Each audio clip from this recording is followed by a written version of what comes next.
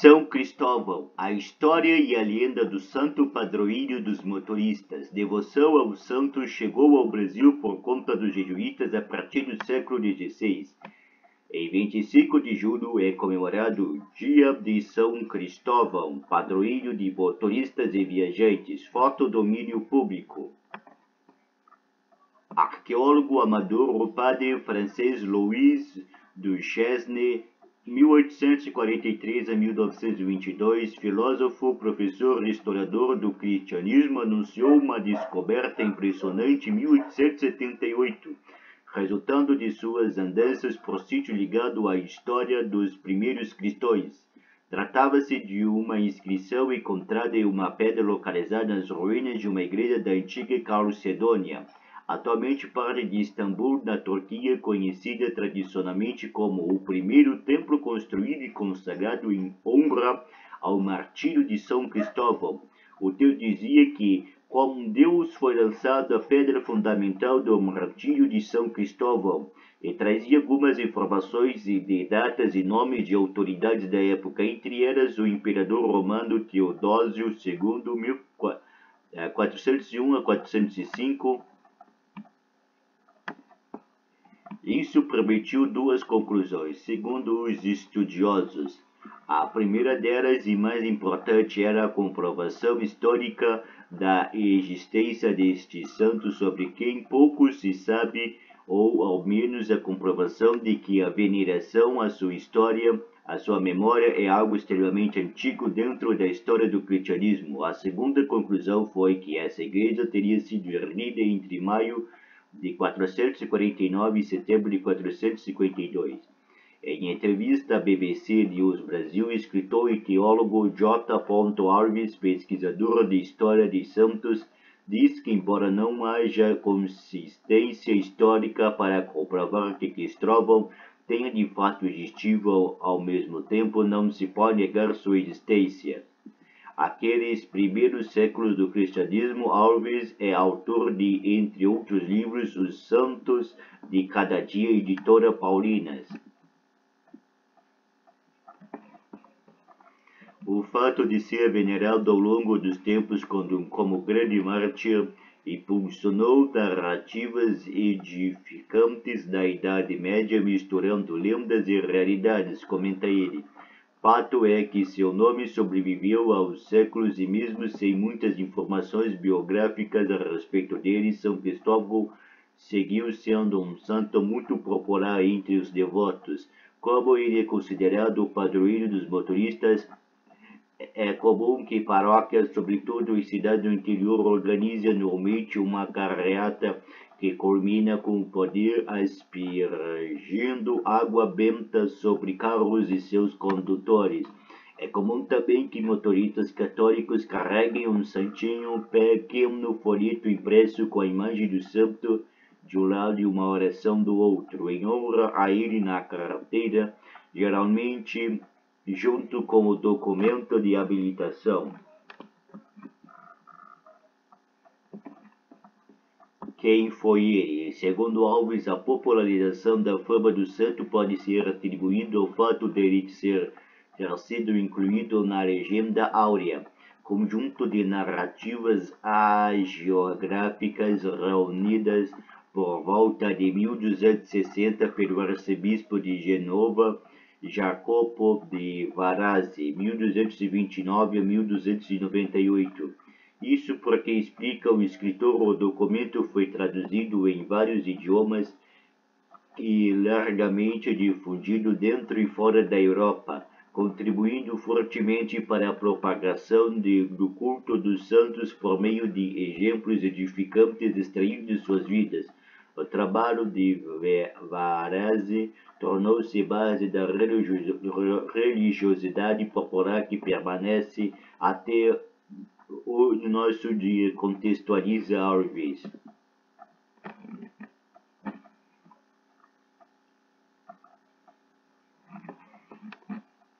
Também estudioso da vida de santos, o professor Tiago Maerck, associado do Hagiographa e Sociedade dos Estados Unidos, cita Outra fonte, além do compilado do século III, existe um texto chamado Atos de São Cristóvão, escrito originalmente em latim e datado do século VII. É o texto mais antigo conhecido sobre a vida de São Cristóvão, comenta ele, em entrevista à BBC News Brasil. Mas ele ficou mais conhecido por meio da famosa Legenda Áurea, aí que sua história acaba recuperada e passou a se tornar muito forte durante a Idade Média. São Cristóvão em obra de Bernardo Strozzi do século XVI, foto do domínio público. O cruzamento de informações de diversas lendas supõe que Cristóvão tenha nascido ou na Líbia ou onde fica Israel, e tudo indica que ele tenha sido morto, martirizado em 251 na Anatólia, hoje Turquia. Foi na época do governo do imperador romano Décio, 201 a 251, segundo o pesquisador Alves. As legendas também permitem inferir que ele teria vivido na Síria. Maerck diz que nos textos hagiográficos Cristóvão era descrito como um homem de aparência sombria. Consta que ele ingressou ao exército imperial e, convertido ao cristianismo, anunciou sua fé aos companheiros soldados. Essa revelação fez com que ele parasse a ser submetido a inúmeras torturas, narra o professor. Segundo antigas tradições, Cristóvão era um homem de grande estatura e dotado de grande força física, pontua Alves. Tinha ele mania de grandeza e gostava de se vangloriar porque seria o maior e mais poderoso rei da terra. A conversão teria se dado a partir dessa história. Aquele soldado acabaria descobrindo em sua fé que o tal maior rei da terra não era nem o imperador romano nem Satanás, mas Jesus Cristo, diz Alves. Depois de batizado e instruído da fé, ele passou a ser perseguido pelos soldados e, contam as lendas, acabaria tendo de se refugiar às margens de um rio de águas revoltas. Atravessando o rio, São Cristóvão em pintura de Jan van Eyck do século XV, foto domínio público. Nesse ponto da história, várias lendas se confundem e há variações de narrativas. Maerck conta que muitos provavelmente esse rio ficaria na região da Lícia, na costa sul da atual Turquia. Há uma tradição lendária muito comum do Ocidente que relaciona a vida de Cristóvão ao sentido etimológico de seu nome. Em grego, aquele que carrega Cristo, contextualiza o professor A. Na hagiografia de Verazi, vale ressaltar a indicação que o nome Cristóvão não tenha sido originalmente do personagem.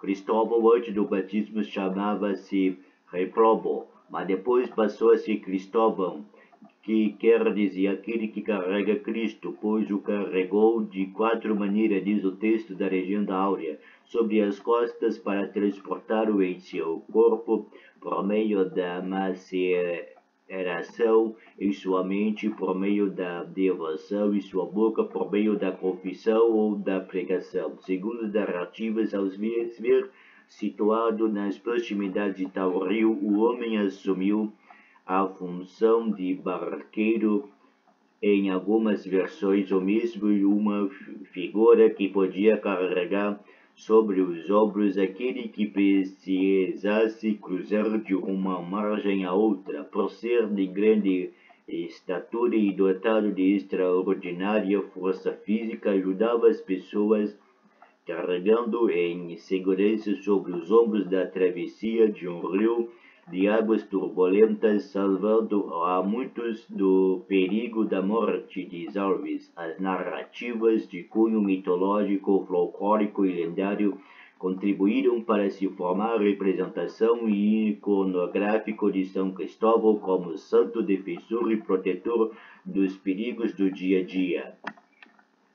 São Cristóvão retratou pelo pintor holandês Hieronymus Bosch, foto domínio público.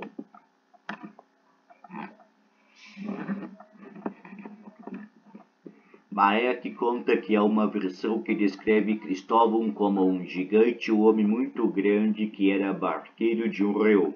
Esse homem era extremamente mal-humorado e vivia sozinho em uma floresta que era de sua propriedade. Narra, segundo consta, uma noite, o menino foi até ele pedindo para ser carregado para atravessar o rio.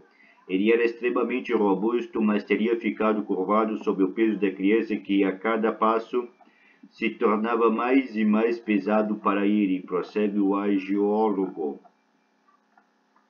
Depois de concluído o trabalho, o homem teria comentado com espanto que não entendia como o menino podia ser tão pesado. Parecia que eu estava carregando o mundo às costas, ao que o rapazinho respondeu que era porque ele era o redentor do mundo. E é daí que vem a tradição que associa São Cristóvão àquele que conduz em veículos. Certamente é por conta disso que há a tradição dele ser protetor dos peregrinos, dos motoristas, dos barqueiros, dos viajantes, aquele que trabalha com transporte. É porque há a ideia de que ele foi o instrumento de transporte do próprio Cristo, e isso é muito bonito, diz Mark, no Brasil.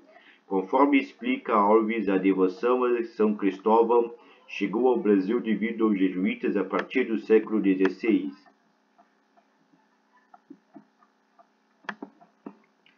Seu culto logo se espalhou por todas as regiões, suscitando a edificação de mosteiros, igrejas, patronatos, irmandades, influenciados os modos de produção, o comércio, a cultura e a religiosidade popular, afirma. Entre as igrejas mais antigas dedicadas ao santo está a Capela de São Cristóvão, erguida em 1627 no Rio de Janeiro. Alves ressalta que no fértil solo do sincretismo religioso brasileiro, São Cristóvão encontrou espaço para se mesclar com o orixá Xangô. Assim, quem está sob a proteção do grande defensor e protetor São Cristóvão, Xangô, nada deve temer, diz. Proteção e livramento é o que nossa gente sempre buscou e busca em São Cristóvão, independentemente de sua crença, promovendo assim, às avessas, um saudável sincretismo religioso que só tem a enriquecer a religiosidade e a cultura popular brasileiras.